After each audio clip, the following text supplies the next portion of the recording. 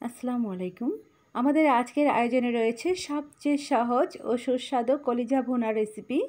এর সাথে কলিজা কিভাবে রান্নার আগে পরিষ্কার করে নেবেন তাও দেখিয়ে দিচ্ছি।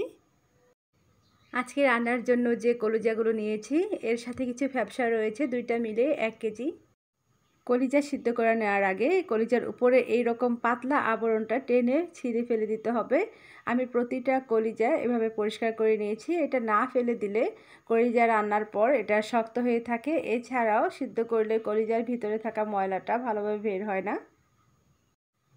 কলিজার সাথে যে ফ্যাপসাগুলো রয়েছে এগুলোতে এমনিতেই পানি থাকে, পানির পরিমাণ বেশি থাকে, তাই এগুলো সিদ্ধ করার সময় বেশি পানি দেওয়ার প্রয়োজন নেই। আমি হাঁড়িতে নিয়ে সিদ্ধ করে নিচ্ছি।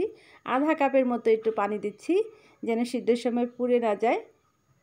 চুলায় মাঝারি আঁচে প্রায় 10 মিনিটের মতো এগুলো সিদ্ধ করে নেওয়ার পর নামিয়ে নিচ্ছি। তারপর ছোট ছোট করে টুকরো করে ধুয়ে নিয়েছি। ধোয়ার পর পানিটা ঝরিয়ে নিয়েছি। এগুলো এখন রান্না করে নেব। 1 কাপ পরিমাণ রান্নার তেল দিয়েছি।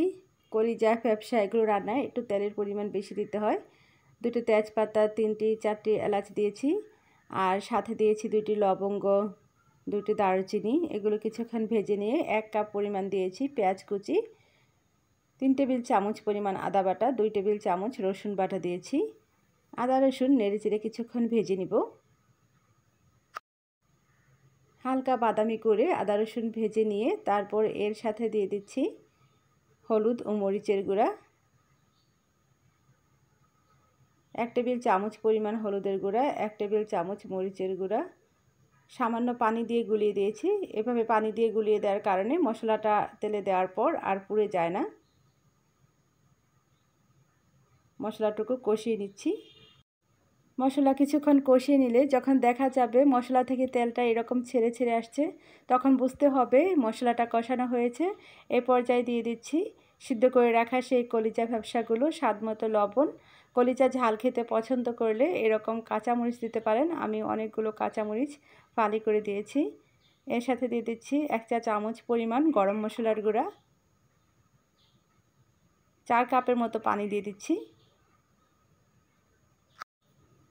একটু মশলার সাথে সমস্ত উপকরণ মিশে যাওয়ার জন্য আমি ভালোভাবে একটু নেড়ে চেড়ে চুলায় জাল করে রান্না করে নেব। ঝোল দেওয়ার পর বেশ কিছুক্ষণ রান্না করে নিলাম। যখন ঝোলটা এরকম মাখা মাখা হয়ে আসছে এই পর্যায়ে দিয়ে দিচ্ছি 1 চা চামচ পরিমাণ ভাজা জিরার গুঁড়া।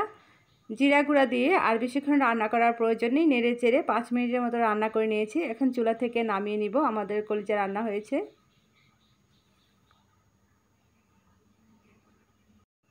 কলিজা ফ্যাপসা এগুলো ভুনা করার পর এর ঝোলটা যদি এরকম মাখা মাখা থাকে তাহলে কিন্তু বেশি সুস্বাদু হয় খেতে। বেশি ঝোল থাকলে ভালো লাগে না। আমাদের রান্না হয়ে গেল, আর আজকের মতো আমি বিদায় নিয়ে নিচ্ছি। আল্লাহ হাফিজ।